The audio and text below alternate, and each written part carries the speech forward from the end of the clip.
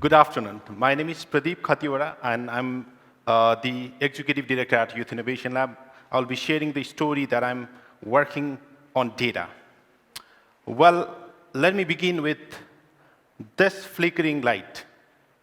How many of you have seen your street lights not working in your community?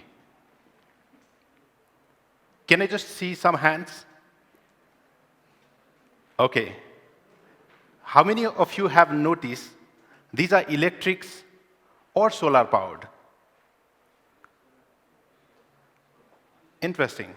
So we did a survey. We did a survey by deploying some 100 digital volunteers in Kathmandu Valley.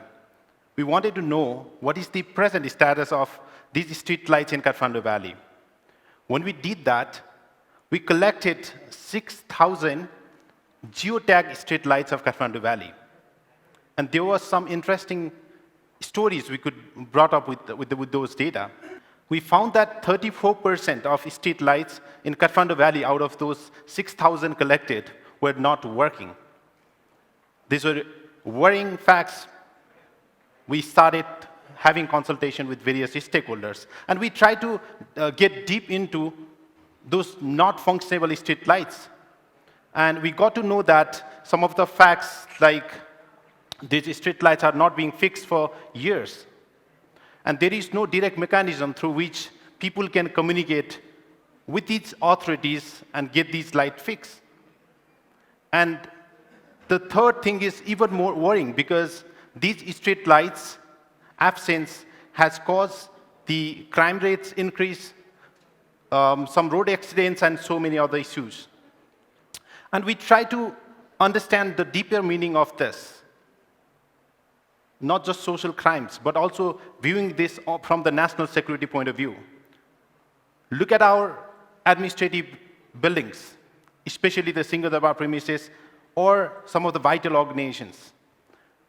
Even these institutions lack these solar lights or these street lights.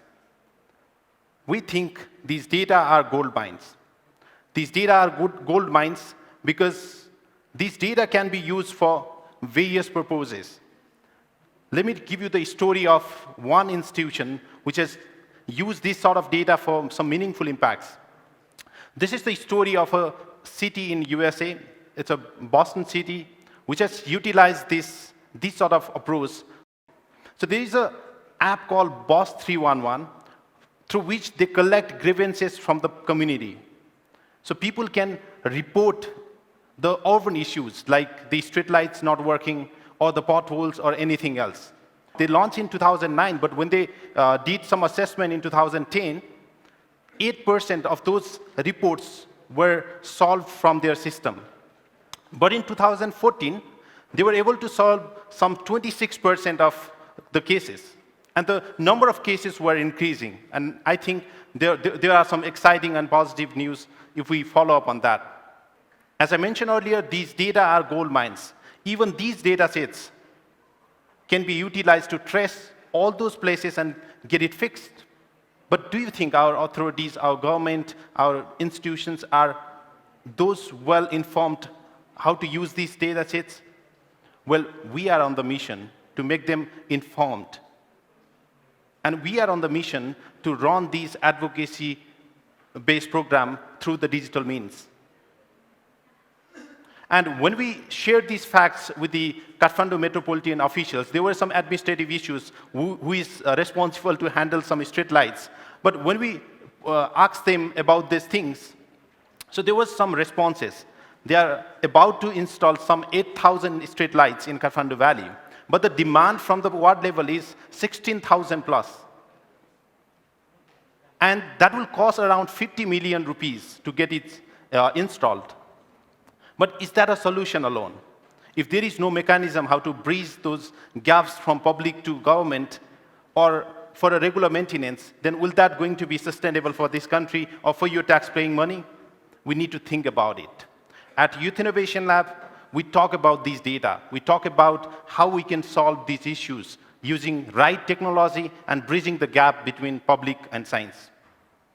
Let me show you some of the examples that we are doing. This is the project we have done in 2017 called Hamro Mahila Pratinidhi. It's a repository of elected female representatives of Nepal. When we developed this platform, this was the first ever initiative that has recognized the elected female representative of the country. This repository includes the data sets of not just these central level governments, but also these representative of local level authorities, like the municipal level representatives. This has data sets of 14,000 elected female representatives of all over the country. And 301, those who represent the federal parliament, provincial level, and federal administration. And these leaders were not being rightly recognized through the digital means, but we are trying to solve the problem even bigger than this. Can you see these dots? The red belongs to the Communist Party, the green relatively lesser than the red.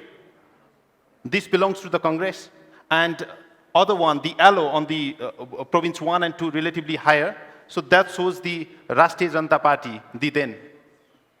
So these data sets and the dots over there that represent person, the female leaders of this country. And to understand even more on these data, we can do a couple of things on this. And what we are trying next on these data sets is that we want to track their political commitments, as these leaders are not being able to fulfill the promise that they have, like mentioned in the elections. And that's our next target. But the people like you, we can check their facts. We have, out of these 301 provincial level female leaders, 78 are graduate females. But sometimes we make these political judgments so quickly about the people or the party itself. So these data sets will be helpful for us to understand data better and understand even the people better. Now let's move to the disaster sites. Our political situation of this country is not less than any dreadful disaster, but I would like to take you to the journey of how we are working with the government of Nepal to help bridge this existing gaps through use of data. I'm sure we all are aware about 2015 Nepal earthquake. We have been through all those dreadful situations, and still our recovering process of that process is still going on. Let me give you some of the facts about the disaster events happened in 2020. We were going through a global pandemic, at the same time also bearing with other disasters. You might think the COVID situation of this country was higher. You might have guessed the number of deaths due to COVID should be higher than any other things. But when we look closer into that, the road accident cases were even higher than the COVID-19 cases. To be precise, the total COVID-19 deaths of 2020 was recorded 1,856, where the road accident cases was 2,085, and 5,000 plus being seriously injured. And the very much worrying thing is that you might have heard about the landslide issues as well. The landslide itself took life of 303 people, and making 64 people still missing. And the lightning, thunderbolt, that has taken lives of 82 people, and fire 53, and the snake bites 21, in total making 4,496 deaths. And still this does not count the missing reports of 2020. So don't you think we should be more careful about these data sets? Disaster-related data information is one of the most crucial components of policy making, planning, and implementing. However, these data sets are scattered. These are not harmonized, and they were not even harmonized when we built this system. But that's not going to solve our problem that we are currently facing. So we worked with Government of Nepal, non-governmental organizations, academic institutions that are working on these things to develop an integrated platform that I'm showing right now. So these data sets includes data sets of 10 years.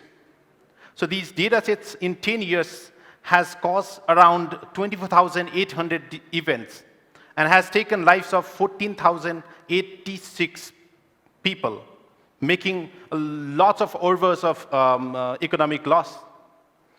So these data sets, when you look closely into all these data sets, we can see that province 1 being mostly affected. But these are the incidents. But if you see on various parameters, for example, the people death or estimated loss or infrastructure destroyed or livelihood destroyed, that might be the different cases. So we need to be precise where the most risk lies. These are the data sets of various events happening in past 10 years. These data sets plotted in red marks fire, and there are multiple disasters. We call it multi-hazard disasters, and Nepal is the multi-hazard disasters. We are not just going through one disaster at a time. When we were dealing with COVID-19, we were also dealing with landslide, we were also dealing with flood, and there were multiple other situations we have to deal every day.